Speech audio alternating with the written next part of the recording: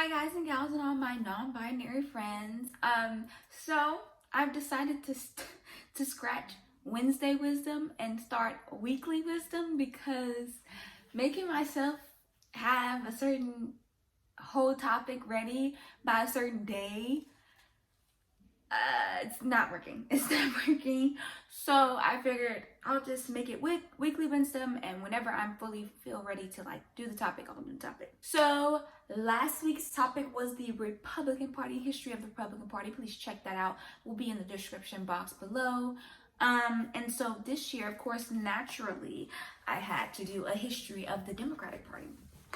All right, the Democratic Party that we know of today has its roots in the 1820s, because there was a Democrat Republican Party, but that's not really the Democratic Party we know of today. It has some roots in there for sure. So the Democratic Republican Party was formed by Thomas Jefferson and James Madison, our third and fourth president of the United States, as a response to the Federalists who believe in a strong federal government.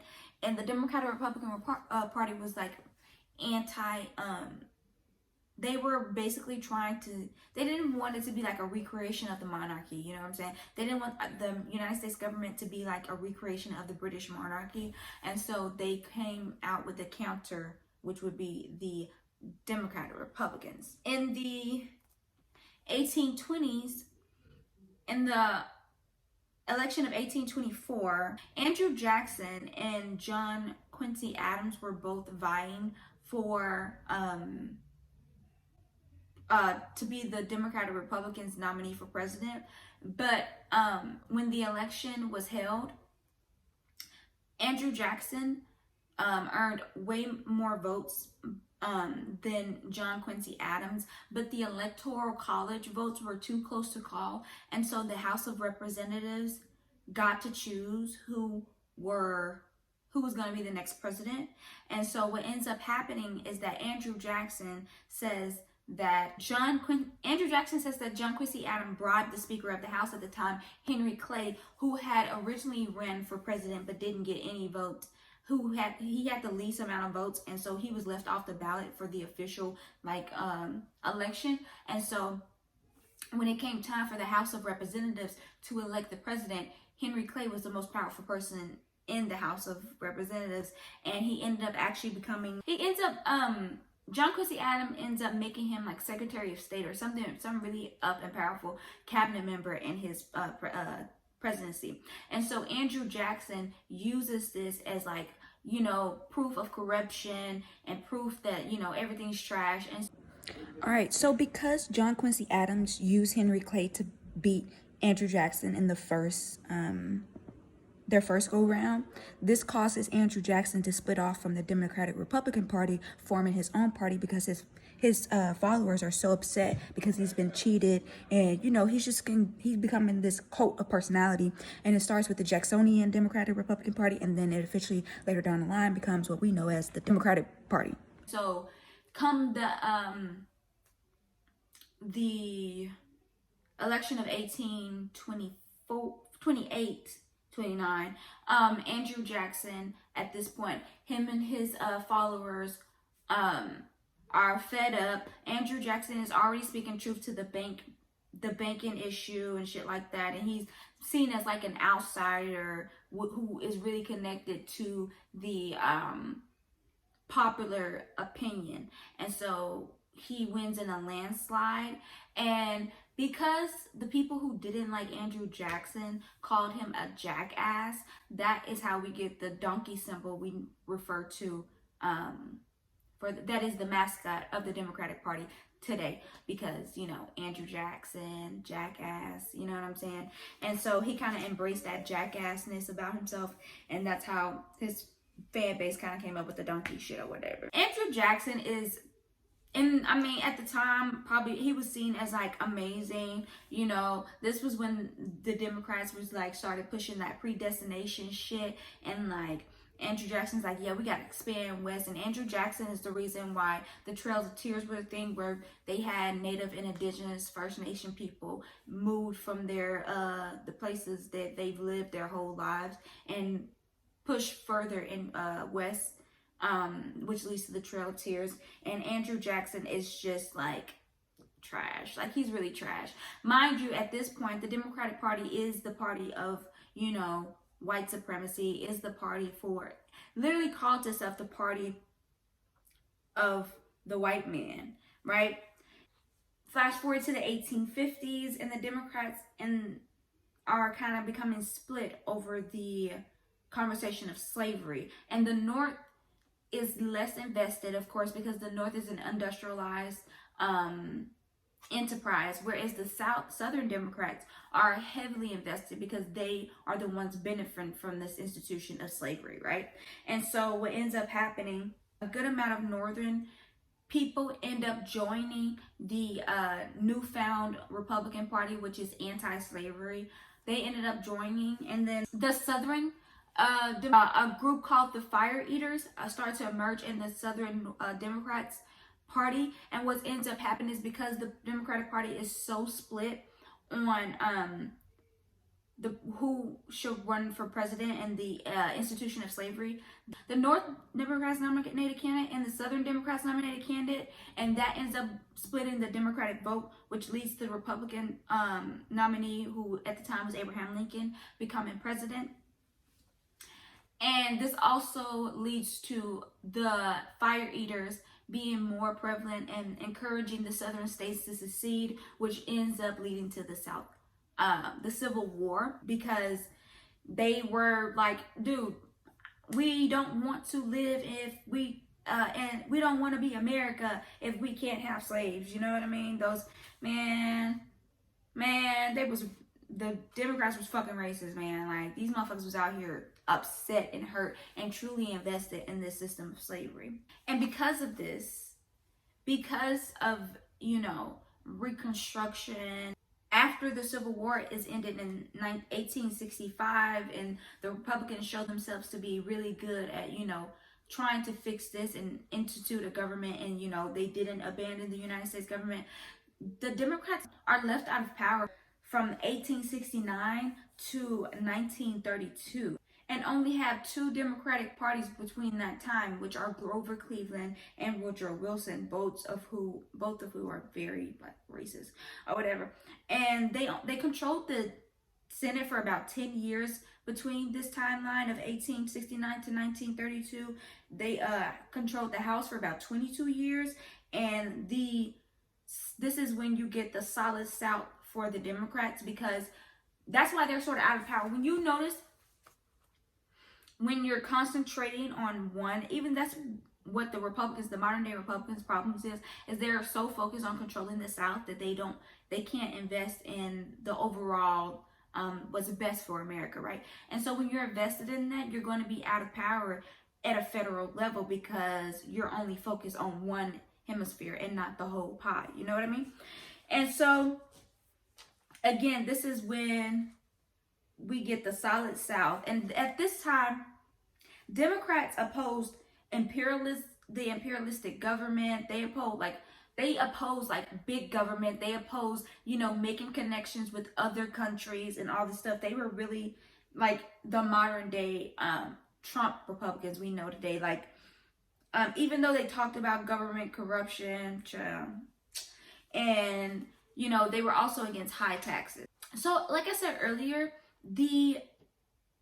this Democratic Party, the origins of the Democratic Party was steeped in KKK, white supremacists. This is the party of the white man, and if you are anything but, you are against the white man, right? And so I wanted to highlight specifically Wilmington in 1898. The Republicans and poor white farmers and populists and black people who by this time were freed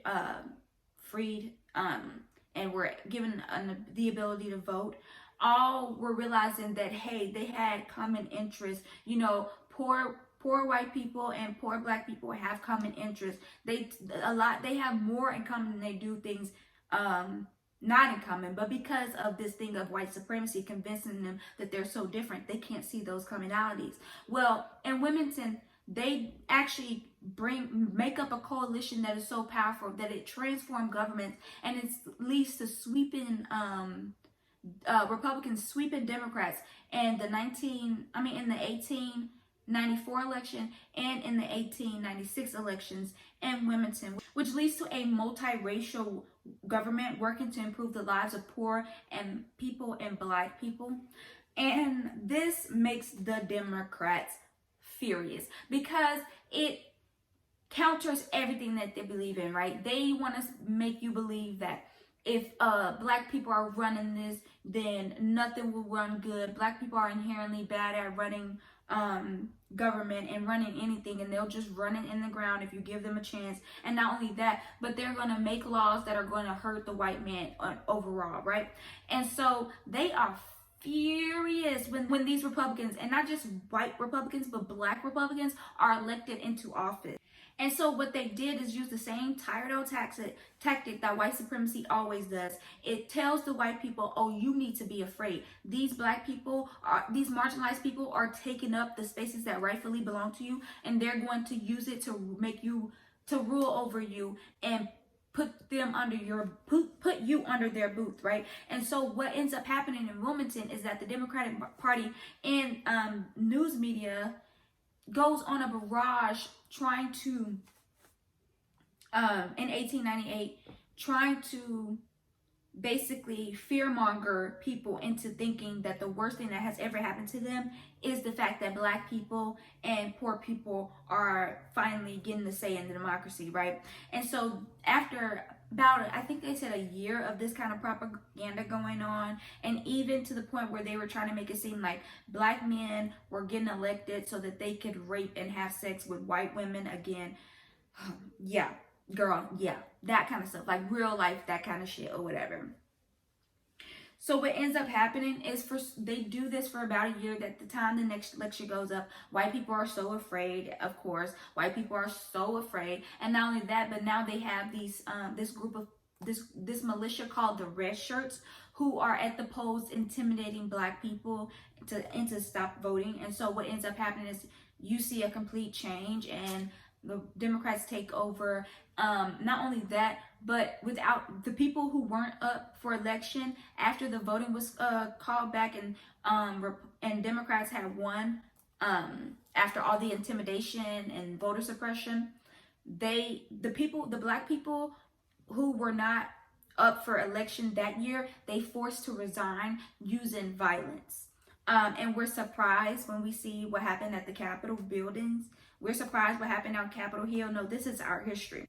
Like I said, they want, after the sweeping of Black people and Republicans specifically into office in Wilmington, they intimidate, and they suppress, and then they end up winning. The Democrats end up winning in Wilmington, but it's not enough. Like I said, they don't just want to win. They want white supremacy, and any elected official who's not down with that is a threat to that. And so they are pushing these people out with force. They literally, like I said, they were trying to make it seem like Black men were getting elected just so they could rape and have control over white women. And so there was a Black-owned newspaper who wrote an article saying, like, no, that's not true. Most of the time when you hear about a white woman having sex with a Black man, it's consensual and they're willing. And literally told that man he had 24 hours to get out of their town. Once they took back power, the Democrats told this man he had 24 hours to get out of their town or else. And they didn't really mean 24 hours, because the next thing you know, them people are headed to his house. And luckily he had the sense to already get out of town. So he was out of town, and he burned his newspaper to the ground. Burned it to the ground because, you know, white supremacy is real. And so what ends up happening is that after all of this, the newspapers in Wilmington tried to paint Black people as the agitators, Black people as the ones who started this, you know, because they end up killing Black people, and like I think someone said like 30 to 40, 60 Black people ended up dying to, you know, allow these people to take back over the political government of Wilmington. And then it took about 90 years for a black person to be a congressman in Wilmington after this. Mind you, this is in 1898. You know what I'm saying? And I think people like to think things are so far, but the 1900s was just last year. You know what I'm saying? Like, not last year, but you know what I mean? Like, all this shit is so close and yet so far, and that's why people get so fucked up. But yeah, that's just a little tidbit of how racist and how integral white supremacy was to the very fabric of the Democratic Party. Like I said, Andrew Jackson was he was the perpetrator of the Trail of Tears. You know what I mean? Like, really bad shit happened. You know what I mean? All right, but again, these dynamics are very regional at the same time, because the Southern Democrats aren't as invested in upholding this system of white supremacy and upholding slavery, for that matter. And so by the 1920s, for the Democratic Party, where you have Al Smith, who is a Catholic Democrat in New York, who is running for president, who wants to run for president, but the KKK is a real thing. And at this time in the KKK's history, it's not just that they're anti-black, they're anti-Jewish people, they're anti-Catholic people, they're anti-anyone who is not able-bodied, cisgendered, heterosexual, white man with money. You know what I'm saying? And so Al Smith, who is a Catholic, is seen as a threat. And what ends up happening is that Al Smith understands that as a Catholic, he's not going to be accepted by this party that is literally invested in the KKK, and the KKK is literally invested in its support system. And so what Al Smith does is he tries to get the Democratic Party to denounce the KKK. It doesn't work. They go back and forth because they're trying to decide the party's platform. And Al Smith wants a part of the party's platform to be against the KKK.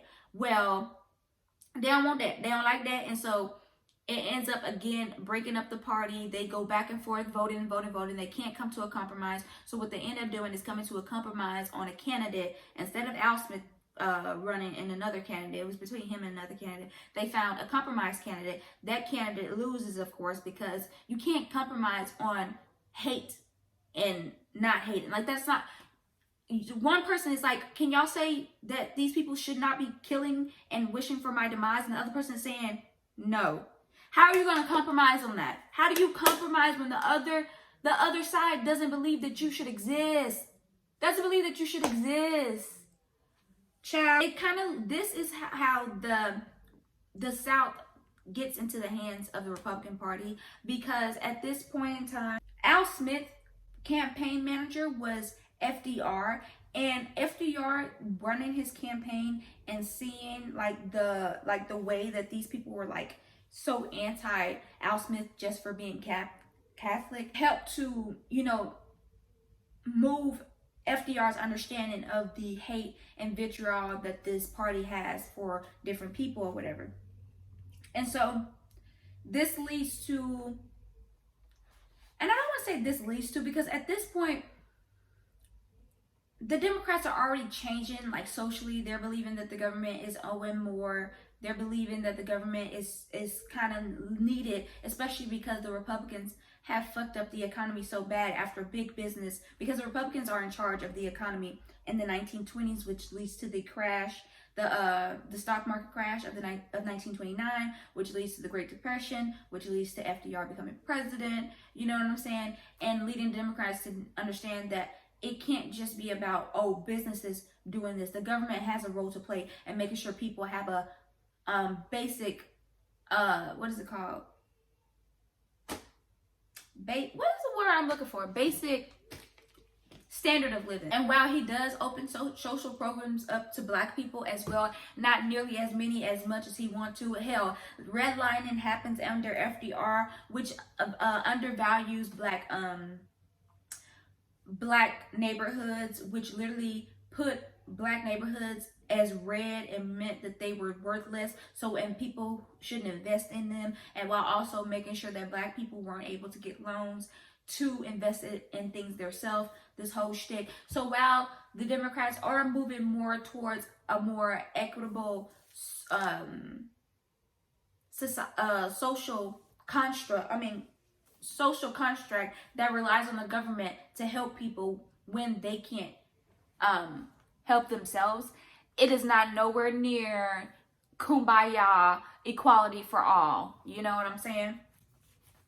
And so from FDR from 1932 to 1968, this actually helps the Democrats a lot. I mean, they win 7 out of the 9 presidential elections. Roosevelt expands government programs, and because of Lyndon B. Johnson and JFK's work with civil rights leaders, and Lyndon B. Johnson signed, I think that was him, signing the Voting Rights Act of 1964, the black vote starts to shift from Republican to Democrat, because mind you, blacks are very loyal to Republicans for the longest time because they freed the slaves, and then the Democrats were the party of the KKK, and so this actually leads to a huge shift that basically gets us to where we are today.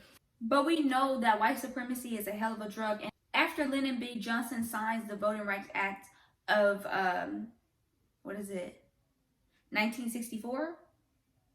Yeah, of 1964, we get Nixon, and then we get Gerald Ford to replace Nixon once he has to resign. We get Jimmy Carter, but Jimmy Carter is a one-turner, and then we get Ronald Reagan, because the Republicans have adapted to their new status as the party of the South, and the South loves white supremacy, right? And so we get the dog whistles of Nixon and Reagan, while we get Jimmy Carter in between, who, again, the Democrats have this problem of like, oh, I want to appease the racists, and I want to appease the people who are anti-racist, and you can't do that. And that's when you end up with a Jimmy Carter who ends up leaving everyone unsatisfied and disappointed in his administration at the tail end of it. Now, Jimmy Carter's legacy is seen at a completely different light, but still, you cannot deny the fact that a lot of it was unsuccessful because he was trying to please two polar opposite demographics and trying to be a big tent for all. After Ronald Reagan, we still get another Republican Party. So the Democrats are still losing because they can't decide whether they want to appeal to white prejudiced people or if they want to really be the progressive party that they claim to be, right? And so we get the back and forth of the Bill Clintons, then George Bush, then Barack Obama, then Trump, and now Joe Biden. And that, to me, is a direct correlation of the fact that Democrats try to appeal to conservatives. So it's not that hard for an Obama voter to turn to become a Trump voter, right? Because Bill Clinton is trying to appeal to these people by becoming tough on crime and 3 strikes you're out, right? And you want to do that, but you also want to be seen as the guy that creates Middle East peace and all these other things. And it's like, not gonna work. It's not gonna work. It's not gonna work because it's not consistent. And you're just trying to have everyone be happy without actually solving the problems that need to be solved, right? And that's where I say we are right now in the Democratic Party, where you have Joe Biden, who is literally is like, oh, we're gonna get you guys $2,000, but we still need to compromise with the Republicans who are not invested in making sure you guys barely have any money to feed yourselves. It's really quite asinine. The Democratic Party is just very confused, and it wants to enable the bad actors and it wants to save everybody, and you can't do both. Like, you have to pick a side. So yeah, that is my little history of the Democratic Party. It was actually way shorter than I anticipated, but I think that's also because the Democratic Party is the history of it is not complex. It's people trying to be like as conveniently complicit in white supremacy while still getting the brownie points of being intellectualists or being not that bad, right? Because the Democratic Party was very much invested in the KKK until it started knocking at the white people that they were okay with being in their ranks, right? Al Smith didn't have a problem. Well, I can't say that. Well, Al Smith was out here, anyway, out here shit. You know, he was invested in the fact that the KKK was harmful to Catholics. You know, it wasn't like the KKK was like so bad for black people, even though they were, you know what I mean? It's when it's knocking at your door is when you're invested, when it's already too late. I'm actually surprised at how short this video is. I feel like I got a lot of the history out. I think, of course, I wasn't as detailed once I got past the 1960s. And that's because I feel like we're all very familiar with that history.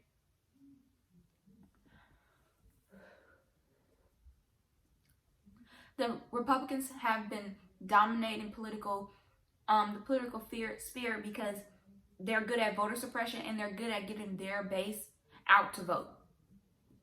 And Democrats suck because they're trying to get the Republican base out to vote while also telling their base, who literally depends on the Republicans not being able to vote, because if they vote, they're going to disenfranchise them, to survive, and say, hey, I want both of y'all to vote for me. You want me to vote the same way as someone who's invested in my demise to vote? Huh? How's that gonna work? How's that gonna work? Jimmy Carter? Barack Obama? How does that work? You want me to compromise with people who thinks that I should die? How does that even look? If someone thinks I should die and I want to live, where does the compromise come at? That I live an unjust, unequal, unequitable life. That's the compromise. You leaving me behind because you want to make them feel comfortable. That's the compromise. So yeah.